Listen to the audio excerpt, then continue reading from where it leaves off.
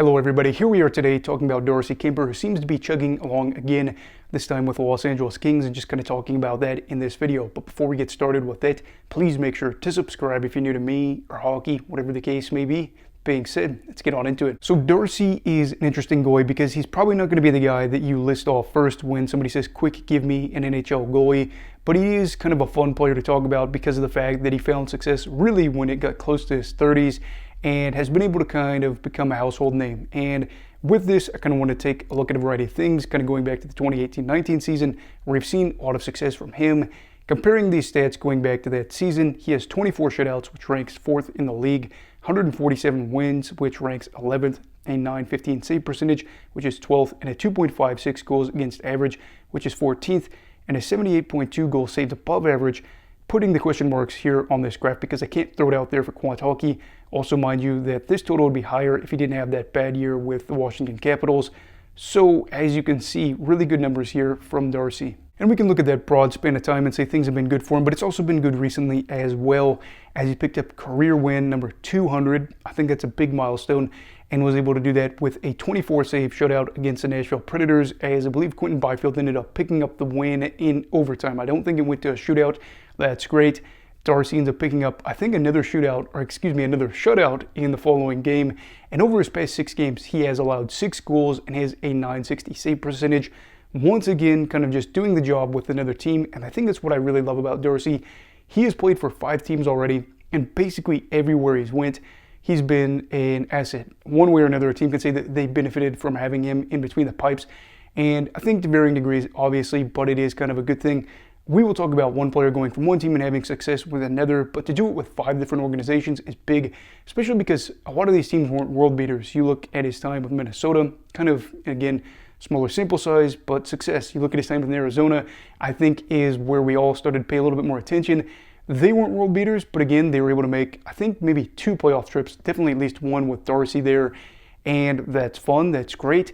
But I think another thing that I really like as well, too, is other teams going to pick him up for a purpose. The Colorado Avalanche went out there and they traded with the Coyotes to get him to go out there and win a cup. What do? They go out there and they win the cup that season. He only played 1 season with the Avs, and they win the championship.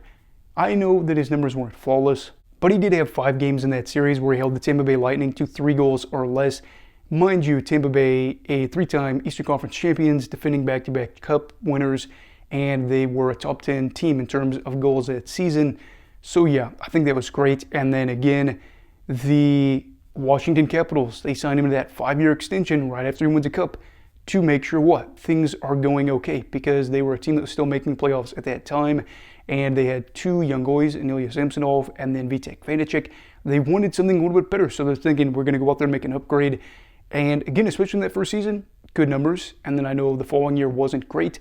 But what do we see with this? 2 teams, especially in that later stage of his career where he's in his, early to mid-30s, where they're saying, no, he could definitely help us out. Colorado obviously saw what they wanted there because they ended up giving up at least a first-round pick as well as some other pieces, but just kind of highlighting what we've seen. But circling back to the Washington Capitals, I think that this sets the stage for a fantastic story for Darcy in the final place of his career, as the Capitals didn't like what they saw last year, wanted to make some changes.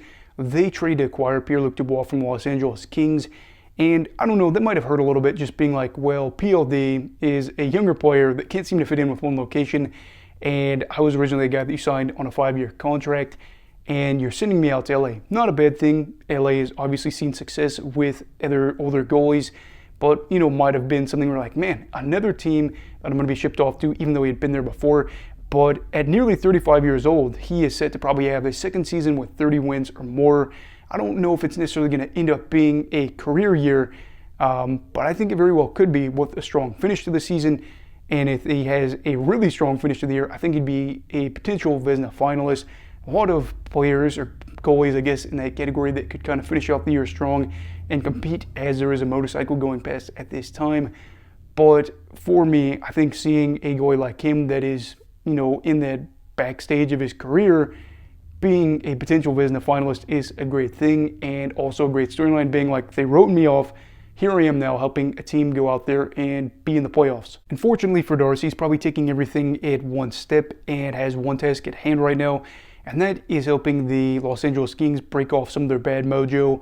This team has not won a playoff series since 2014. Mind you, I wasn't even in high school yet. So, went through high school, went through college, got married, got a house, all the good stuff in between the time that the Kings ended up not, winning anything in the playoffs. And for Darcy, this would be just a really good thing in terms of legacy boosting. And I think that this would be great because while he does have that cup win and has already put together a good career where he probably will finish with over 250 wins, he could do a big thing here and say it wasn't just the cup run in 2022. I have other things you could kind of highlight here. Mind you, again, he has been close to being, I don't think he's been a Vezina finalist yet, but he's been in the top 10 before. But just with this being able to pad the stats, if you will, and have a good playoff run that could help those numbers. His career numbers in the postseason are close to about 9-10. Get those up a little bit. People say, oh, really good playoff performer, helping LA break out of that funk because they are set to play the Edmonton Oilers probably in the first round, and they might be able to steal home ice advantage away from them. They play them 2 more times to finish out the season, and either way how that plays out, I would like to see Kuemper be like, I'm that guy. I was able to help out these other teams, maybe not to as big of an extent with LA, but we'll kind of see how things play out. Now that all being said, do I think that Darcy will be a Hall of Famer? No. Do I think the Kings are going to be winning the Stanley Cup? No. Do I think that they will even probably make it to the Stanley Cup final? Again, probably no, just with the strength of some of those other teams out west. But I still think it's more about the storylines. You need the Darcys in the world. You need the Darcys in the NHL or just in sports in general. The guys that may not get that consideration year in and year out, that might not be talked about as much because they aren't on those teams that are just monsters, but at the same time, too, understanding what he's been able to do for closing in on 10 years and all of those things considered, looking at some of those past teams that he was part of, and then kind of the mindset for these teams when they wanted to get him or how some of those other teams valued him. And it's kind of a unique storyline, again, to see a guy win a Stanley Cup and then the Avalanche just like, yeah, you're off to Washington. It is what it is. I don't know. It's just a unique place to be, and I'm hoping that things can continue to go well for him. And that's why I kind of want to highlight this, as you are seeing good numbers from a guy that consistently puts up good numbers and just flies under the radar. But I think it kind of fits in well with a lot of these Kings players as they're starting to get a little bit of swagger. I think some of these younger guys are starting to puff out their chest a little bit more and say, we're here.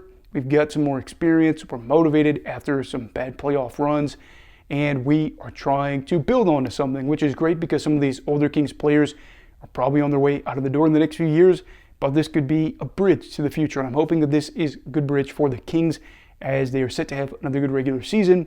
Darcy might want to stick around a little bit longer there in LA if he can. And luckily, I think that'll kind of play out with how contracts are set, and I'm hoping for Darcy and the boys that maybe, just maybe, 4th time is a charm against the Edmonton Oilers. Maybe, just maybe, a little bit something more in the tank for a surprise cup run like what we saw maybe in 2012. Not to that extent. But anyway, what are your thoughts on Darcy Kuemper, a guy that has been, again, underrated, I think, to a big extent? Let me know down below in the comments.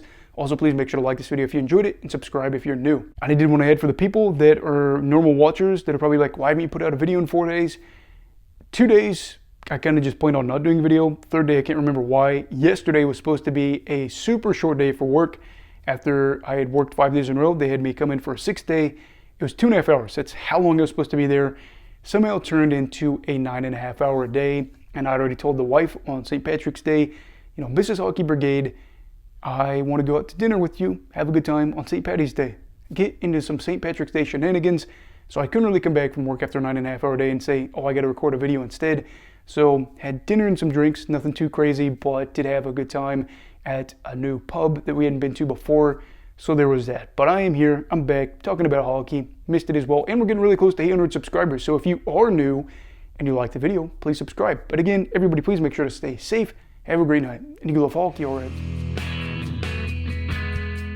Goodbye, Brigadiers and Brigadettes. This is your captain signing off. Have a great night.